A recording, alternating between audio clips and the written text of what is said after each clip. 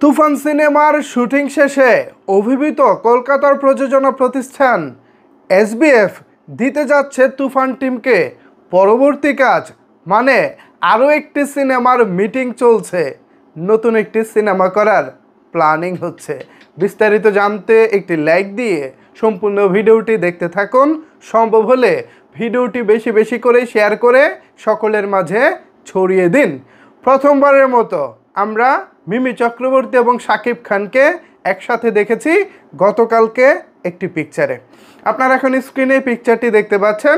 এই পিকচারে প্রথমবারের মতো আমরা শাকিব খান এবং মিমি চক্রবর্তীকে একেবারে ক্যামেরার বাইরে একসাথে দেখলাম, মানে সিনেমার ক্যামেরার বাইরে আর কি।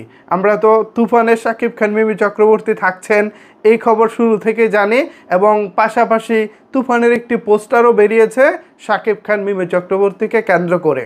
তো সেগুলো তো ছিল একটা পোস্টার, কিন্তু এবার যেটা হয়েছে ক্যামেরার বাইরেও তাদের কেমিস্ট্রি কেমনটা জমে উঠেছে, ক্যামেরার বাইরেও তাদের বোঝাপড়া কতটা জমে উঠেছে, পাশাপাশি তুফান টিমকে ঘিরে কতটা উচ্ছ্বসিত কলকাতার প্রযোজনা প্রতিষ্ঠান, এই একটি পিকচারেই কিন্তু সব কিছু পরিষ্কার হয়ে গিয়েছিল। এখন নতুন খবর হচ্ছে কলকাতায় আরও একটি নতুন সিনেমার মিটিং করেছেন শাকিব খান, রায়হান রাফি। এসবিএফের সাথেই সেই মিটিংটি হয়েছে। জানা গিয়েছে তুফান সিনেমার কাজে উচ্ছ্বসিত এসবিএফ তারা ধারণাও করতে পারেনি বাংলাতে এমন একজন ডিরেক্টর রয়েছে যে ডিরেক্টর কিনা কেজিএফ, অ্যানিমেল, পুষ্পা এমন বড় মাপের সিনেমা বাংলাতে বানাতে পারে। আমি বলতেছি না যে তুফান কেজিএফ হয়েছে, তুফান পুষ্পা হয়েছে, মানে ওই লেভেল, একটা লেভেলকে টাচ করা, যে আমরা হলিউড লেভেলের মতো সিনেমা বানাচ্ছি কিংবা বলিউড লেভেলের সিনেমা বানাচ্ছি, একটা লেভেলকে টাচ করা আর কি।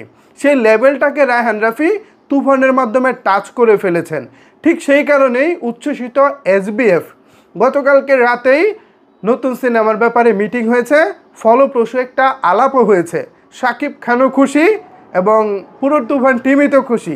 পাশাপাশি নতুন সিনেমার ব্যাপারেও গ্রিন সিগন্যাল পাওয়া গেছে রায়হান রাফি এবং শাকিব খানের কাছ থেকে।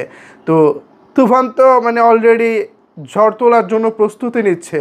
নতুন সিনেমাও কি তাহলে বড় ধরনের ঝড় তোলার জন্য আসছে? আমরা আশা রাখতেই পারি শাকিব খান, রায়হান রাফি যতদিন এই কম্বিনেশনটা থাকবে দারুণ কিছুই হবে। রায়হান রাফি ভাইয়ের মধ্যে যে জিনিসটা সবচেয়ে বেশি ভালো সেটা হচ্ছে তিনি দর্শকের পালস বোঝেন। দর্শক কী চান, দর্শক কোন টাইপের গল্প পছন্দ করেন, বা রাফি ভাই যেটা বলতে চাচ্ছেন সেটা দর্শককে কতটুকু কানেক্ট করতে পেরেছে, দর্শকের সাথে কতটুকু তিনি মিলে যেতে পেরেছেন, এই চেষ্টাটুকু কিন্তু রায়হান রাফি ভাইয়ের প্রত্যেকটি সিনেমার মধ্যে আমরা দেখেছি। সেই জায়গা থেকে বলতে পারি তিনি যদি তার এই নির্মাণের মুনশিয়ানাটা, তার এই নির্মাণের ধারাটা ধরে রাখতে পারেন, তাহলে আমরা চমকের পর চমক অবশ্যই পাবো, সেই আশাটা রাখতেই পারি। পাশাপাশি যদি কলকাতার বড় প্রযোজনা প্রতিষ্ঠান এসবিএফ শাকিব খানের পাশে থাকে, তাহলে নিশ্চিতভাবে আমরা সাকিবিয়ানরা বলতে পারি, শাকিব খানের শুভাকাঙ্ক্ষীরা বলতে পারি, এখন থেকে শাকিব খানের লো গ্রেডের কাজ আসার সম্ভাবনা খুবই কম। এখন থেকে যা আসবো সব কিছু একেবারে পাওয়ারফুল বিগ বাজেটের সিনেমাগুলো আসবো। এই বিগ বাজেটের সিনেমাগুলো আমাদের ঢাকায় সিনেমাকে যেমন নতুন করে আশার আলো দেখাবে, পাশাপাশি কলকাতায় নিভে যাওয়া, ধ্বংস হয়ে যাওয়া কমার্শিয়াল সিনেমার বাজারটাও নতুন করে দাঁড়াবে বলে আমি আশা রাখি। কলকাতায় কিন্তু রায়হান রাফিরও প্রচুর পরিমাণের ফ্যান ফলোয়ার রয়েছে, তারা কিন্তু রায়হান রাফির কাজ প্রচুর পছন্দ করে।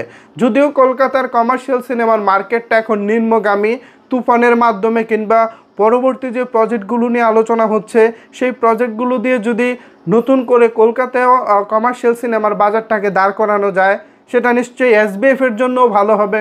কারণ শাকিব খান তো সেখানকার কেউ নন, তাকে দিয়ে যদি কলকাতার বাজারটা চাঙ্গা করা যায়, তাহলে স্থানীয়রা কী দোষ করেছে, মানে কলকাতার নায়করা কী দোষ করেছে, শাকিব খানের পাশাপাশি তখন তারাও কাজ করতে পারবো।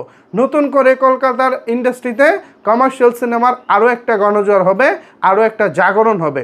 সো সেই জায়গা থেকে এসবিএফ নিশ্চয়ই চেষ্টা করে যাচ্ছে।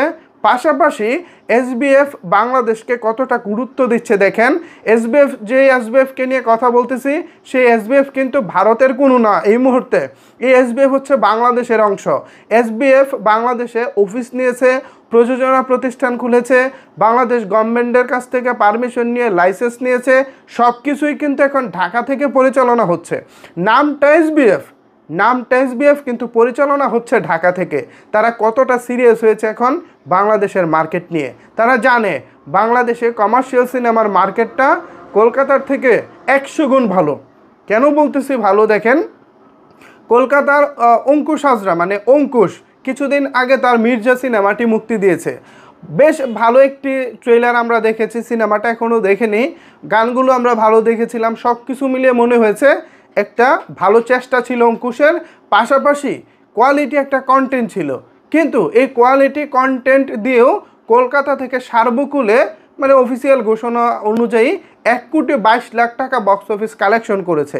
ঠিক সেই জায়গা থেকে আজকে যদি এই অঙ্কুশ যদি মির্জা না করে শাকিব খান করতেন, খেয়াল করেন অঙ্কুশকে মির্জা থেকে সরিয়ে শাকিব খানকে ঢুকিয়ে দেন, ছবিটা বাংলাদেশে রিলিজ করেন, দেখেন কি পরিমাণ তুলকালাম হয়, কি পরিমাণ বিজনেসটা করে। বাংলাদেশে কনফার্ম প্রযোজকের পকেটে তো 10 থেকে 15 কোটি ঢুকবেই, পাশাপাশি এটার গ্রস সেল মানে টিকিট বিক্রি সেলটাও প্রায় 50 কোটি ছাড়িয়ে যাবে। বাংলাদেশে দর্শকদের শাকিব খানকে ঘিরে এমন একটা উন্মাদনা। সুতরাং বুঝতেই পারছেন বাংলাদেশে টিকিট বিক্রির একটা বাজার রয়েছে 50 কোটি টাকা। সেখানে কলকাতায় কয় কোটি টাকা বিক্রি করা যায় এই মুহূর্তে, সে ব্যাপারে আপনারা নিশ্চয়ই অবগত আছেন। মির্জার মতো সিনেমা যেখানে মাত্র 1,22,00,000 টাকা ইনকাম করে, সেখানে বোঝাই যাচ্ছে কলকাতার মার্কেট কতটা নিম্নগামী। সেই জায়গা থেকে এসবিএফ চেষ্টা করে যাচ্ছে বাংলাদেশের শাকিব খানকে নিয়ে, বাংলাদেশি পরিচালক কিংবা আরও যারা আদার্স অভিনেতা অভিনেত্রী আছেন তাদেরকে নিয়ে কলকাতায় দারুণ কিছু করার আশা রাখি। এসবিএফ সফল হবে এবং তুফানের কাজ দেখে এবার তো রায়হান রাফি প্লাস শাকিব খানের উপরে তারা এতটা খুশি হয়েছে যা আসলে বলে বোঝাতে পারবো না। অলরেডি নতুন আরও একটি সিনেমার মিটিং হচ্ছে, ভাবা যায় মাত্র একটি প্রজেক্টের শুটিং শেষ হলো, শেষ হওয়ার পরপরই একই দিনে মানে যেদিন শুটিং শেষ হয়েছে সেদিনই পরবর্তী সিনেমার আলোচনায় বসে পড়েছে। সুতরাং একটা ধামাকা আসছে, সেই ধামাকাটা অবশ্যই শাকিব খানকে নিয়ে, সেই ধামাকাটা অবশ্যই রায়হান রাফিকে নিয়ে। তুফান টিম কলকাতার মন জয় করে নিয়েছে, এটা এখন বলতেই পারি। সো ভিউয়ার্স, শাকিব খান, মিমি চক্রবর্তী, রায়হান রাফি, এখানে পাশে দেখতে পাচ্ছেন সবুজ খান, শাকিব ভাইয়ের পার্সোনাল মেকআপ ম্যান, সবাই উচ্ছ্বসিত, সবাই খুশি। এর কারণ একটাই, তুফানের কাজ ভালো হয়েছে। সো ভিউয়ার্স, এই ছিল আমার কাছে তুফান সিনেমার পরবর্তী আপডেট। আজকে সারাদিনে বেশ ভালো ভালো আপডেট রয়েছে, পরবর্তীতে একে একে আপডেটগুলো দেওয়ার চেষ্টা করব। আপাতত এই ভিডিও নিয়ে যদি আপনাদের কোনো কিছু বলার থাকে তাহলে অবশ্যই সেটি নিচের কমেন্ট বক্সে জানাতে পারেন। ধন্যবাদ সবাইকে সম্পূর্ণ ভিডিওটি দেখার জন্য।